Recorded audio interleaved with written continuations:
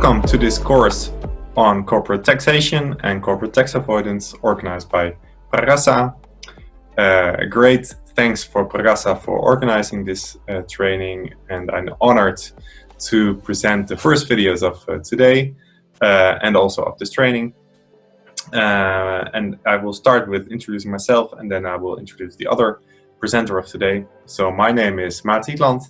I'm from the Netherlands, and I work for the organization SOMO, which is the Center for Research on Multinational Corporations based in Amsterdam. And we provide all kinds of research on multinational corporations and their behavior and impact on people and environment.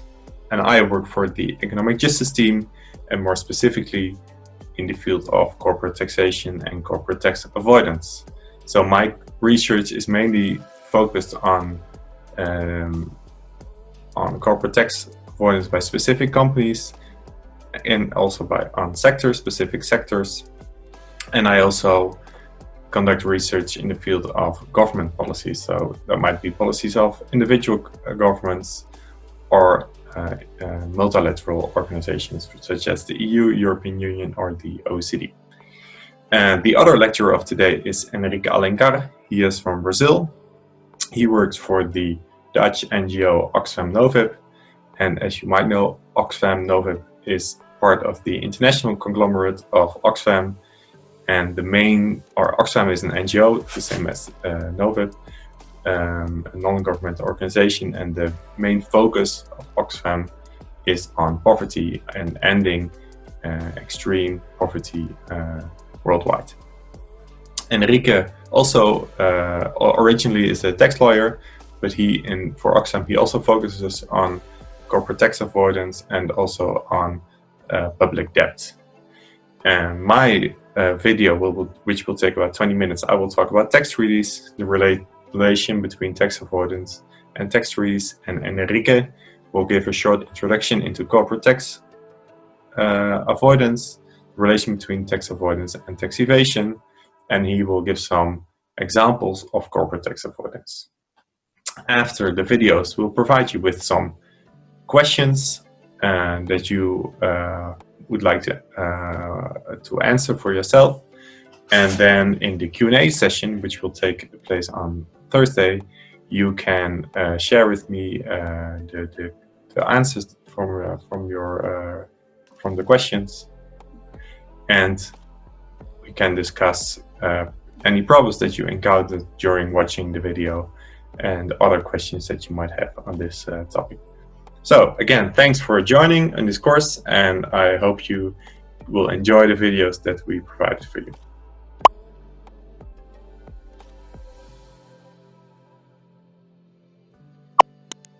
So when we look into tax avoidance, there are always questions exactly about how it is and how is tax avoidance actually different from tax evasion. When we look here at the image in this slide, we can see and imagine a continuum line where tax evasion stands at one extreme and on the other extreme regular tax planning. Tax avoidance would be somewhere in the middle. So while tax evasion is a criminal activity which involves fraudulent returns or other forms of criminal behavior, tax planning on the other side is considered to be perfectly legal and legitimate. It basically means the regular decisions that people take on their day-to-day that affect their tax results. We see tax avoidance right in the middle.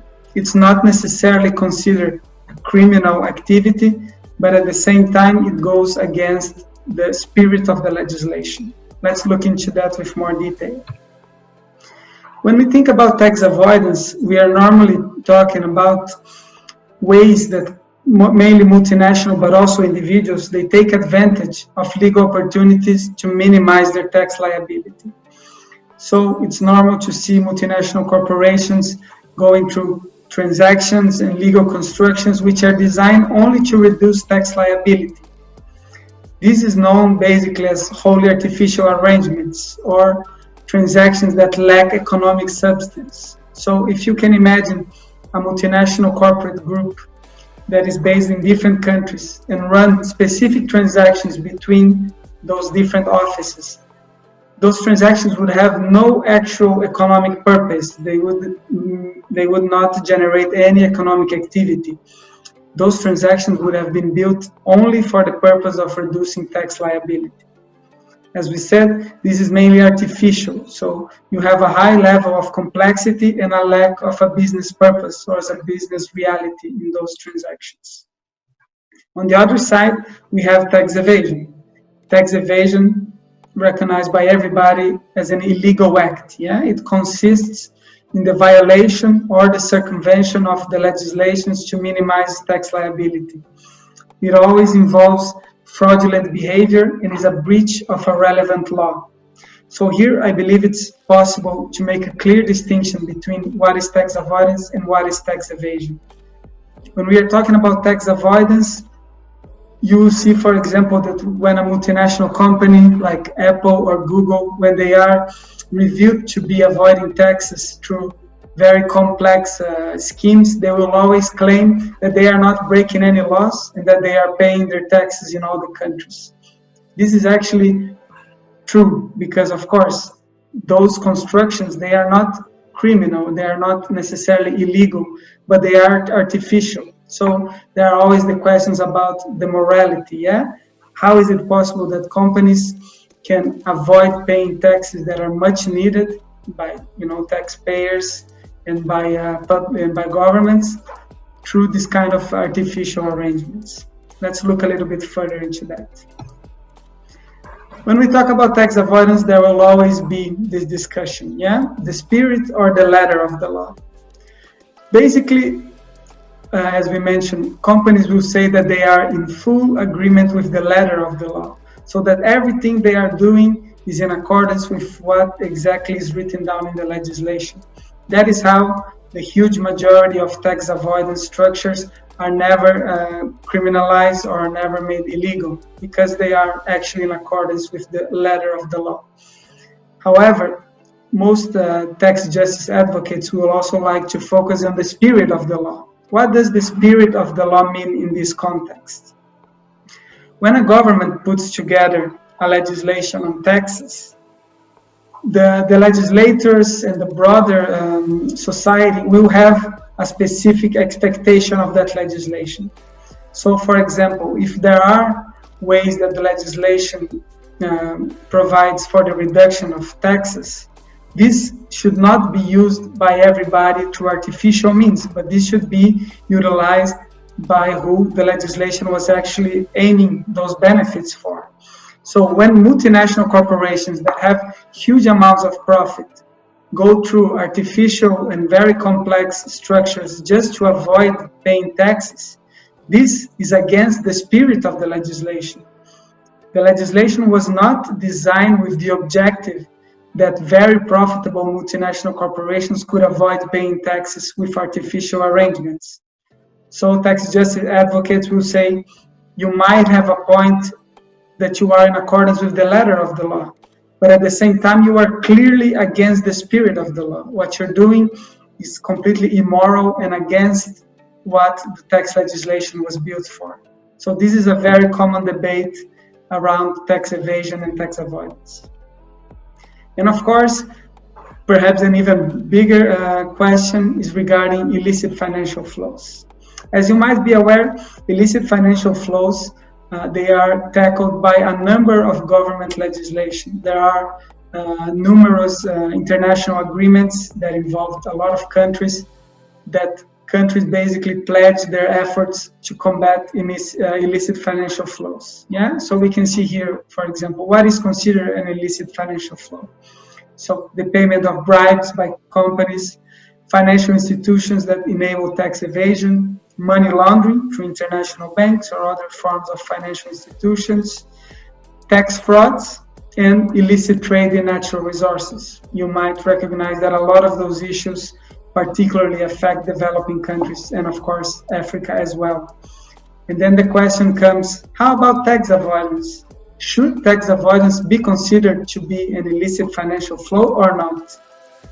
This discussion is not only an academic discussion, but it has a lot of impact in real life and on the effort that government gives to tackling illicit financial flows.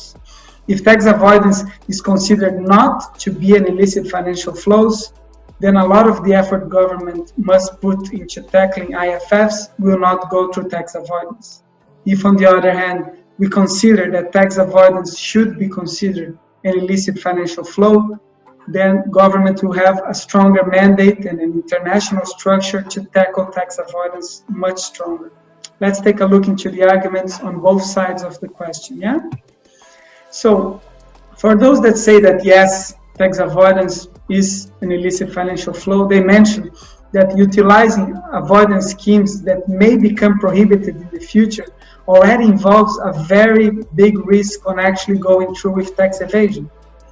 And that considering illicit financial flows to include tax avoidance would support efforts to remove all the justifications advanced by the multinational companies to utilizing offshore structures. So if we say that tax avoidance is an illicit financial flows, companies will have a much harder time arguing for and legitimizing what they are actually doing. And finally, we see that both tax avoidance and tax evasion, they both utilize offshore tax havens and secrecy. And this is a very important point to make. Tax evasion and funds related to organized crime, drug trafficking, people trafficking, it goes through the same financial steps for tax evasion that companies use for tax avoidance. So, for example, when a big leak comes out, let's say Panama Papers or any other similar to that, it will always show that criminal organizations, they use manners to launder their money and to avoid detection, manners that are very similar to tax avoidance. So how can a multinational company say that lack of transparency and a lot of transactions that have no purpose, how could that be defended as in accordance with the broader perspective of the law? This is a very important point. On the other side, for those that will say that no, tax avoidance is not an illicit financial flow, those arguments mainly refer to the fact that the word illicit, of course, reflects an activity that is clearly prohibited by legislation, and that the difference between evasion and avoidance is precisely the legality. So they will claim that the law draws a very clear line. Avoidance falls on the safe side and evasion falls on the wrong side. Those are very common arguments, and again, both sides have held to it for a long time. And due to the huge impact that that the labeling of tax avoidance as illicit financial flow would have, this discussion will probably go on, for the foreseeable future. As you will see, one of the assignments that I put, one of the possibilities of questions to be addressed is exactly to analyze those. So if you are looking into this specific question for your assignment, please consider arguments on both sides and try to analyze them separately. Okay, now let's go to the next step on the presentation. Basically, let's look on a very basic way how multinationals are taxed and how profit shifting happens, yeah? So here we have a very basic multinational corporation. It has offices in London, in South Africa, and Southeast Asia. Basically what we're seeing is that the offices on the different locations, they have their profits, and of course, normally they would be required to pay corporate income taxes in those jurisdictions. So here we see that the London office is taking a cut of its profits to pay taxes in London, and this happens across the world as well. However, this company has now opened a subsidiary in the Caribbean, in a tax haven, yeah? First, it's good to remember that not all tax havens are based in the Caribbean, or that all tax havens have good weather. As somebody that lives in the Netherlands, I can tell you that we don't have that great weather here, but we are still a country that is a lot involved in tax avoidance. But getting back to the presentation, the fact that the company opens a subsidiary in the Caribbean is used to shift profits. So the company in London will start to send a part of their profits to the Caribbean. And the result of that is that at the end of the year, when the tax administration in London looks into the profits of the corporation, as a large part of those profits have been sent to a tax haven, the taxes to be paid on those profits, it's much smaller. So you see here that taxes are avoided in London, and the same happens in Southeast Asia, and of course the same happens in South Africa. The point here to understand, and let me get back to this point, why is all of this money sent to the Caribbean? Of course, the first point is that the taxation there, depending on the country, is either a 0% for corporate income or a very low rate. So of course, countries will do that. And also there is an issue with the lack of transparency. As companies do this, they are aware that the public would be very against this sort of activity. So they like to utilize jurisdictions that are very opaque and that don't give out this information so much. And this is another interesting point. Where does those shifted profits come from? Yeah, and we are going to see that actually the countries that lose most profits to tax havens are countries from the European Union. On the other side here we have the United States and then developing countries. But of course the question is, why do tax avoidance hurts much more developing countries than, for example, EU countries? And the fact is that developing countries are much more in need of the profits of companies in their countries to be taxed, as they require more domestic revenue mobilization. Yeah, and here we see after the profits are shifted from their original jurisdiction. So let's say after a profit is shifted from an African nation and comes to one of those tax havens, look at the tax rate on those shifted profits. Malta, Ireland, Netherlands, those are all EU jurisdictions, and they basically make available for multinational companies to be very lowly taxed over there. Yeah. Now let's see one specific issue. Yeah, transfer pricing abuse.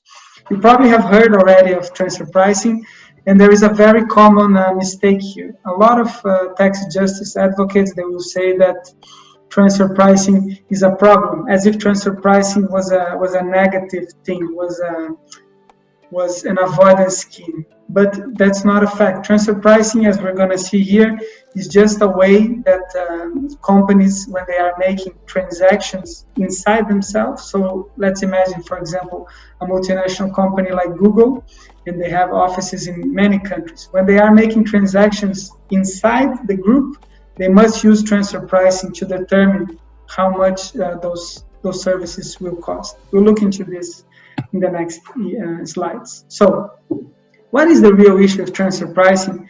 Is the so-called separate entity approach. So like I was saying with Google, if Google has a company in the United States and one in Canada, when they are going to pay their taxes, the company in the United States is considered as an entity that is completely separate from the Canadian entity. And this, of course, happens all across the world. So entities that belong to the same economic group, they are considered at the moment of paying taxes as a separate entity. Yeah, and this has a huge impact. As I was saying with the example of Google, it's very common that entities that belong to the same economic group, they do what we call intra-group transactions. Yeah, and the big question is, of course, how are you going to determine the price that should be charged on those intra-group transactions? We're going to see this on the next slide. Yeah. So we have here, for example, a Coca-Cola transaction. Yeah. You have Coca-Cola based on country A, which is here a high tax country. And you have also Coca-Cola based on country B, which is a little bit of a low tax country. Now let's see, transaction A. Coca-Cola in country B is going to sell 100 bottles of Coke to the Coca-Cola in country A. We look here at the fact. Where would Coca-Cola, not thinking from the perspective of country A or country B, but where would the multinational corporation like most of its profits to stay? In a country where it's highly taxed or in a country where it's lowly taxed? Obviously, Coca-Cola would prefer that most of the profit stays in country B because the corporate tax rate is reduced there. So country A will pay a very inflated high price for country B. So most of the profit is sent that way. If the same transaction happens on the other side, of course, Coca-Cola and country B will pay a very reduced price because the group has an interest in keeping most of the profit in country B.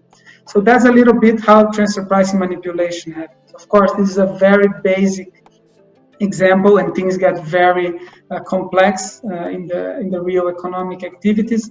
But this will give you a very basic idea of how transfer pricing is normally manipulated. Yeah.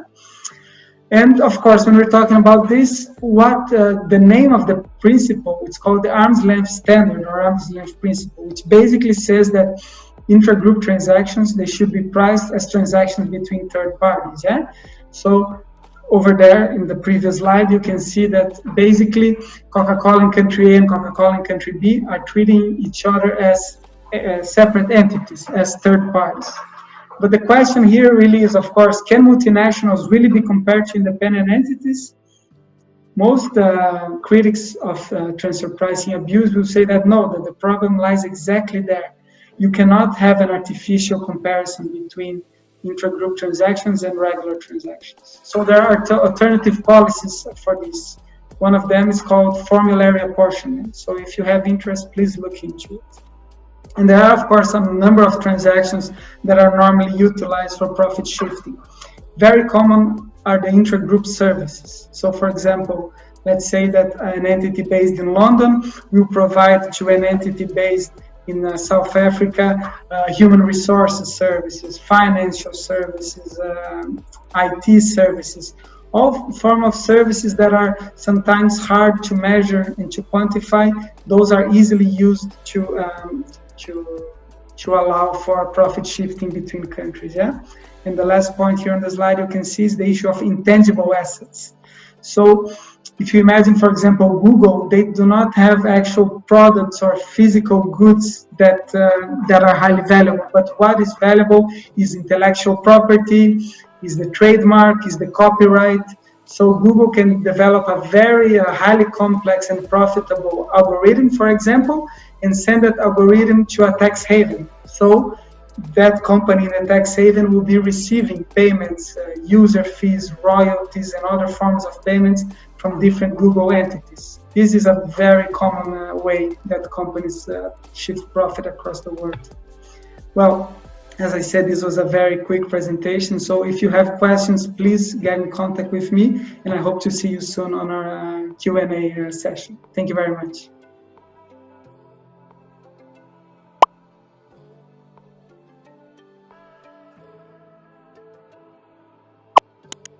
Welcome to this course on tax treaties.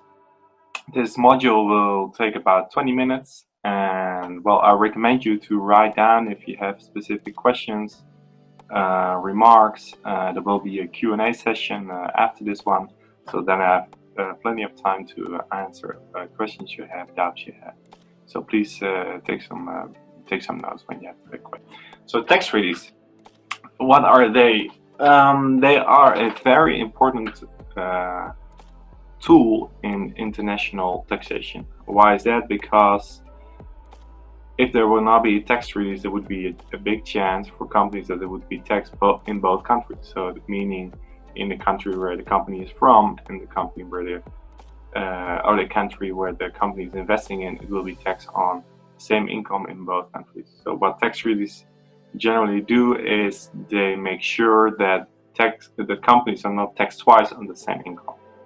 On the other hand, tax treaties also make sure that at least one time this income is taxed in one of both countries. So that is like the general aim of tax treaties, to avoid double taxation while imposing taxation in one of both countries.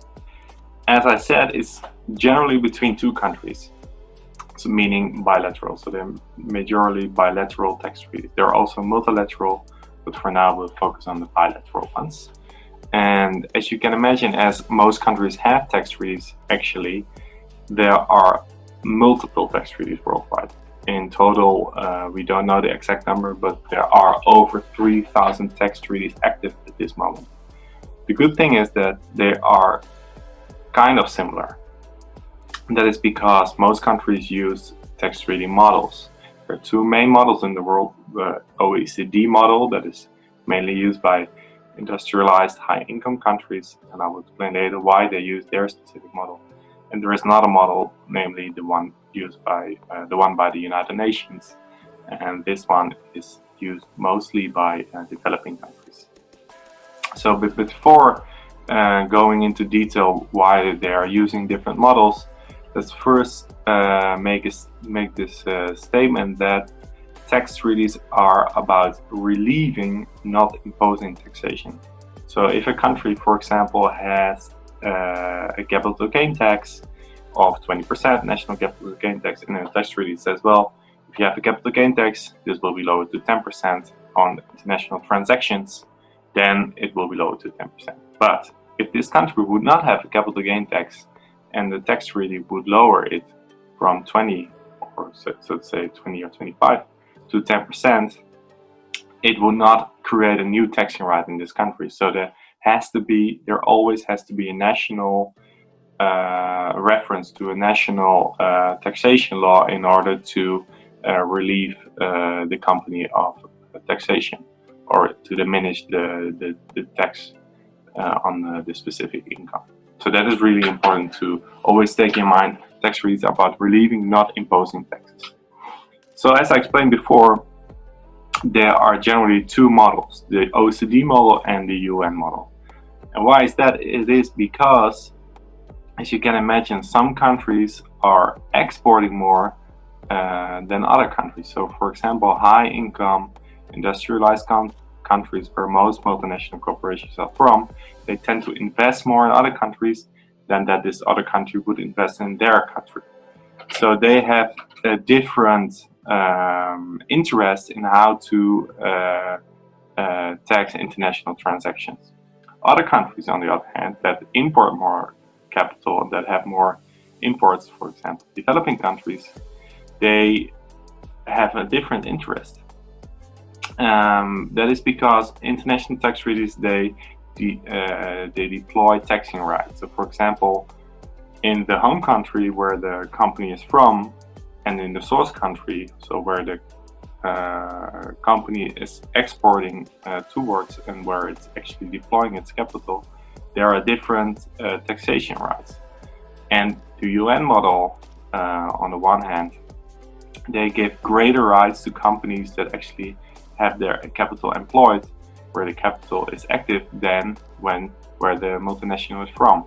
OECD models, on the other hand, they tend to give more taxation rights to where the company is from, not so much where it's investing in, but to the home base, to residents, so to say, of the country. So that is a very important thing to keep in mind. The OECD models are focusing on giving taxation rights on the resident state, so meaning the state where the multinational is from, where the capital is originally from. The UN model gives more taxation rights to where the capital is going to and where the capital is deployed, so to say, the source state. So this is why developing and developed high and low income countries, they use different models. And to go a little bit further into detail about this, I would like to make the division between active and passive income. So what is active income? It is when, for example, a company is selling products or when it's selling services in a specific country, then we consider this active income because the income is actively earned from activities. On the other hand, passive income is when you're not doing the activity itself, but you're providing capital or other rights related to capital that the other person can do the activity. It's a little bit complex. I will show give an example. That's, for example, if you invest in a company, so you have a stock of a certain company, a share of a certain company. You provide the company with money so it can do its activities. As a reward for this investment, you receive dividends. So dividends is a good example of passive income. Another type of passive income is interest. So, for example, you're providing someone with a loan, this person or this company can create active income from this money that you will give to him. But as a reward for you giving him money, providing him this loan, you'll receive interest. Interest is also a passive income. A third type of passive income is royalties. So that's when you provide someone with intellectual property. The reward for providing someone with intellectual property or with a trademark is a royalty. So interest, dividend, and royalty are very important forms of passive income that are also very important for tax treaties. But let's go first back to active income. So as I said, active income is from selling goods, selling services.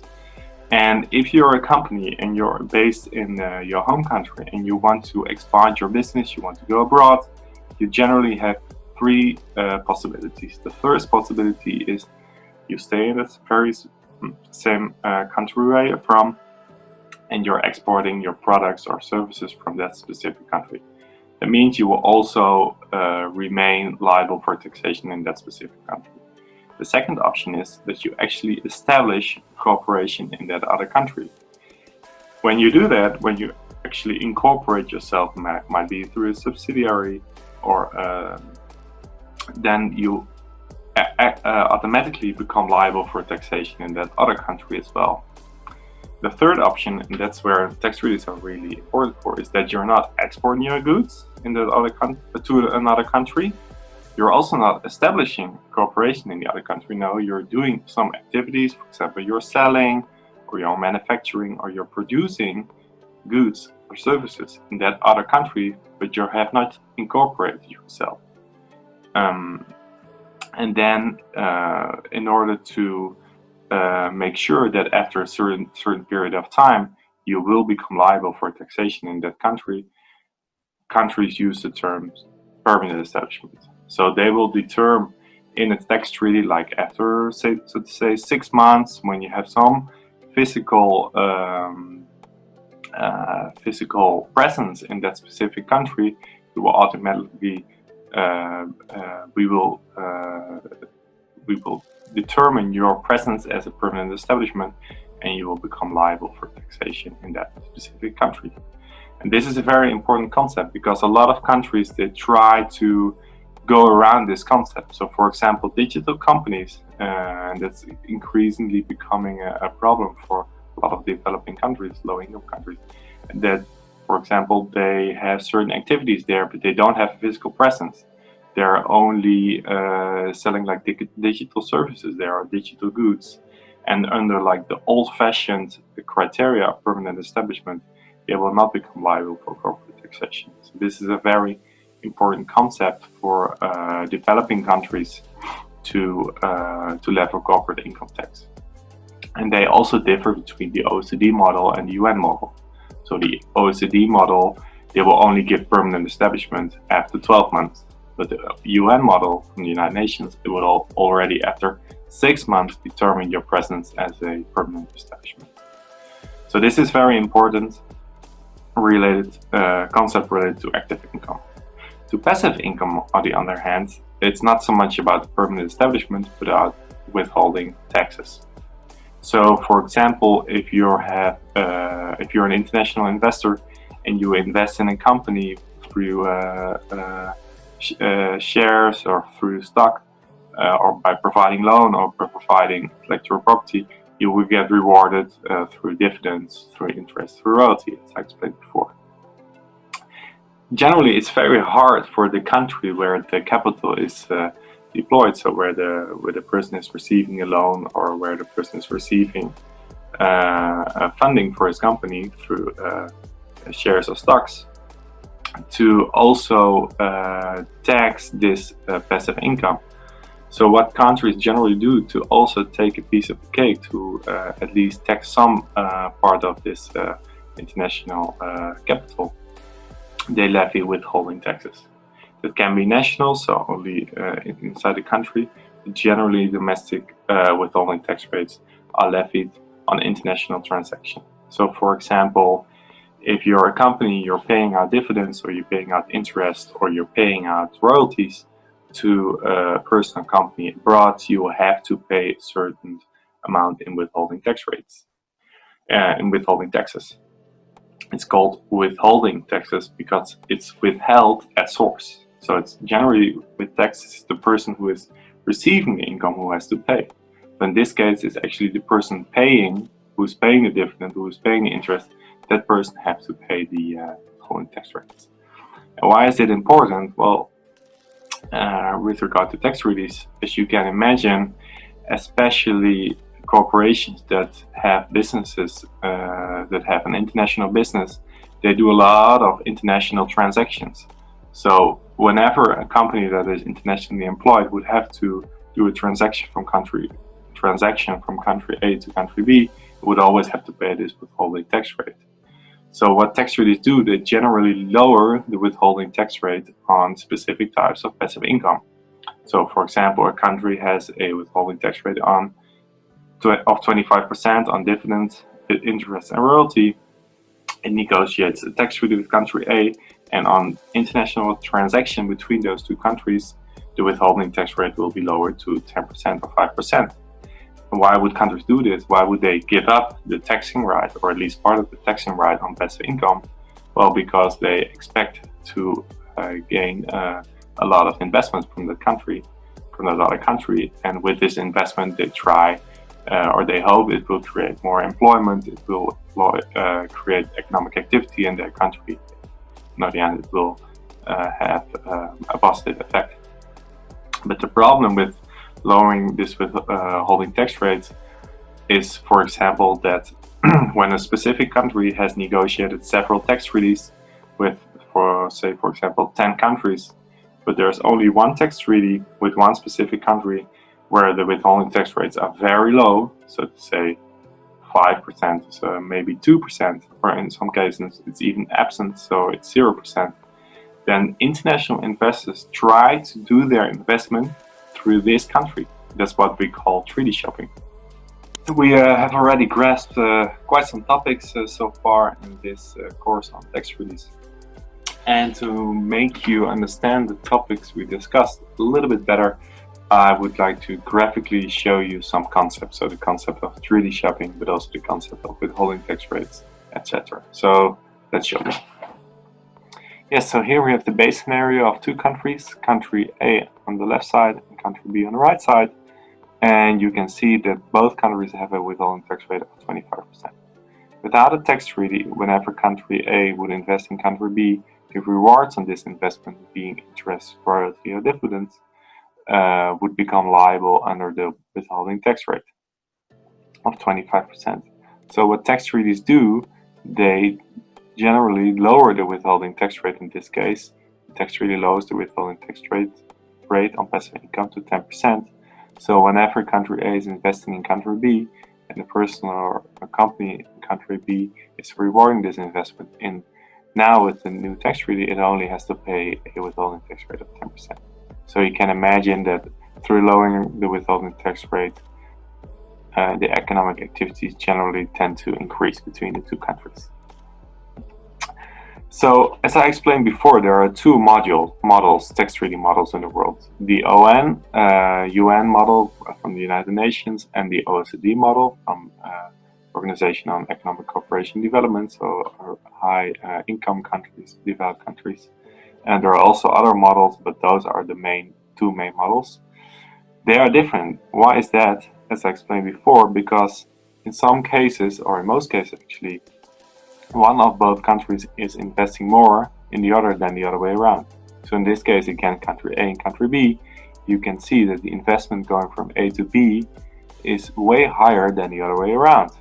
And why is it important? Well, this is also important to realize, is that before the countries had a tax treaty, the withholding tax rate on interest was 25% in this situation. Same for both countries. Now, as you can see, when they lower the withholding tax rate on interest to 10%, the effect, like the income effect for the government of country A and country B, is different. Previously, when country A would invest in country B, and country B, the person or the company would reward it with interest, there would be a withholding tax rate of 25%. This is lowered to 10% because it has such a huge amount of investment, there is a huge decrease in the amount of withholding tax rate that the government in country B can collect. Now, in A, there is also this effect. So it's also the withholding tax rate and interest is lowered to 10%. But as country A is not receiving so much investment, the eventual effect on the government collection of revenues, so on the international transaction on interest, is not so severe. So the effect in country B is way higher. So why would country B then still agree to lower withholding tax rate? You can ask yourself. That is because country B really would like to have this investment from country A, and sometimes there's a situation that this person or company, country A, would otherwise not invest in country B because it would have to pay so much withholding tax rate. So now we go to the second situation. We again have country A and country B, and you can see that the withholding tax rate again, without a tax treaty, would be 25%, and the tax treaty lowers it to 10%. But there's also a country C, and it also has a tax treaty with country A and also with country B. But you see in this case that the tax treaty between country A and C and country B and C lowers the withholding tax rate to 0%. So whenever a person of country A would like to invest in country B, it is more attractive to do that through country C, because whenever the person is paying the rewards, it would not have to pay a withholding tax rate anymore. So this is what we call the situation of treaty shopping, because actually country A is not going to invest in country C. It's only using country C to eventually invest in country B. So that is why we call it shopping, as country A is just looking around and seeing, well, I would like to go and invest in country B. What is the best, so to say, conduit country to invest through in order to have a maximum outcome of my investment? So in this situation, country A is no longer investing in country B directly, but it's doing indirectly so via country C. And countries that do so are, for example, on the African continent, it's Mauritius. In Europe, it's Netherlands, it's Luxembourg, Switzerland, and also to some extent South Africa. And this you can also see in the statistics. As you can imagine, whenever a lot of companies are investing through the Netherlands, so not actually in the Netherlands, but using the Netherlands for the international investment, you can really see the international statistics. The Netherlands will become one of the highest receivers of foreign direct investment, and also foreign direct investment going out. And this is exactly what you see. If we look at the IMF statistics on FDI, we actually see the Netherlands being a very small economy, only having 16 million inhabitants. Most of the indirect investment worldwide is going to the Netherlands. The country that you would expect to receive most in the foreign direct investment, the United States, is on the second place. So it's actually, companies are worldwide investing more in the Netherlands than in the United States. And as I explained before, it is not real investment, or it is real investment, but they're not really doing something with it in the Netherlands. They're only using the Netherlands to eventually invest in another country. The same goes for Luxembourg. Luxembourg is even smaller than the Netherlands, and it's on the third place. And we also see some other strange countries, like for example, Singapore, Switzerland, and Ireland. And the same goes for outward direct investment. So the investment going in, it also has to go out again through the candidate countries, so that we see more or less the same pattern. I hope that this helps you in understanding the concepts of withholding tax rates and the concept of treaty shopping. And let me know if you have specific questions, remarks, and you can ask them in the Q&A session. Thanks for now.